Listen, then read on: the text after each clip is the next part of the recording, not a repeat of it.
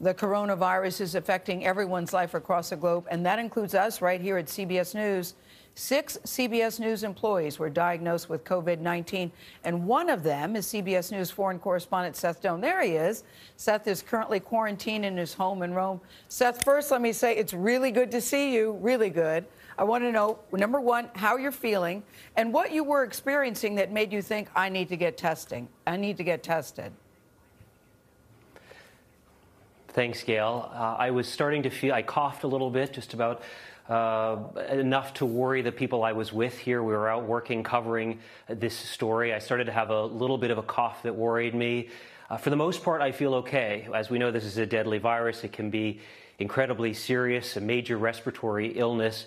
So far, I've been lucky. I've had a kind of chest pressure, almost like you feel like you've done a big chest workout. I've had a little bit of a cough. I had a relatively mild fever. I've had kind of weird aches and pains in places I'm not used to. But honestly, I feel like I've had colds and flus worse than this. I've never been totally out for the whole day in bed. I've been up, able to talk with people. So for me, luckily, fortunately for me, it's been quite mild. But as soon as I learned I had been exposed to people who had tested positive, we have been in lockdown here inside the house. As you know, Italy has been locked down. People have been told they have to remain at home. But since I had had exposure to positive cases, I was absolutely not allowed to leave the house. I haven't even left the house to take out the trash. In fact, our neighbors just brought some groceries to us and left them on the front doorstep. So we have taken, from the moment I learned that I was exposed to positive cases, we've taken this quarantine seriously because you have to stop this spread. We just saw the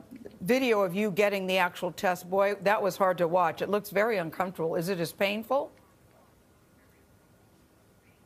It's very uncomfortable, Gail. They really stick this swab up both sides of your nostrils and then both sides of the back of your throat. You saw those are Italian health authorities who came to our apartment here in Italy. If you're feeling symptoms, you call a number. We also called our local doctor here in Rome. For a while, they didn't want to give me the test because they said you have very mild symptoms. The Italians have been incredible. They've been checking 2 times a day. In fact, one just called him because my fever, I have a little bit of a fever now. He said, okay, now we're going to stop checking 2 times a day. We're going to call you 3 times a day to check your temperature. So they've been very responsive to stop any spread. They say we can't leave the house. So health authorities suit up in those space suits, protective suits. It's quite alarming to have them come into your house, but they've got to stay safe as well. They came and administered those tests. We waited about 24 hours.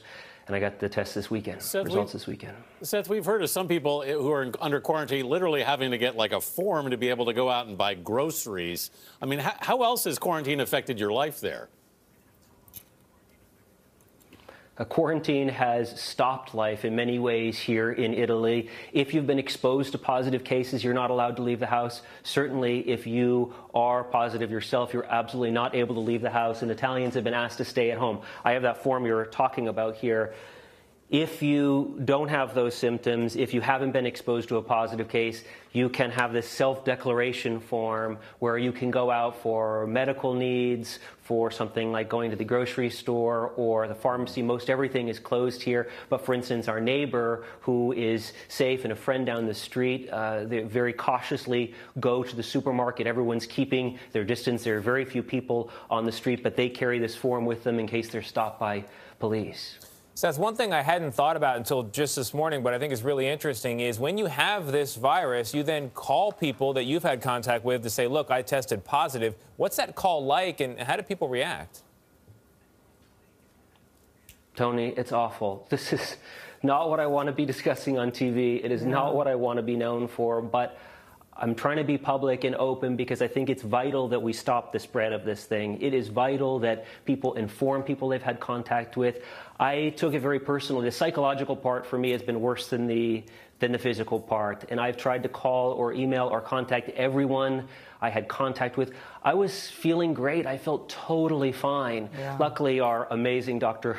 John LaPook has been in touch with me every day and checking, and he hopes that I wasn't spreading at that point when I was feeling terrific. But really, it's too early. We don't know. But I've taken it very seriously to call everybody I had contact with, as difficult as it's been, to say, you've got to take this seriously. You have to quarantine. But Seth, now that you have it, do you just wait it out? It's not like you're taking medication, right? You just wait for it to pass. No, there's no treatment, exactly, Gail. There's waiting at home. They say, look, you have it. All you can do is stop the spread inside your house. I'm trying to be careful of my husband, who tested negative so far, so we're trying to keep a distance. I'm trying to sterilize as much as I can in the house. But the idea is that it stops at my doorstep. Well, Seth, it is really great to see you, and it's also great to hear that you're doing okay, at least for now. We hope things stay stable and you weather through this quarantine well. Good to see you.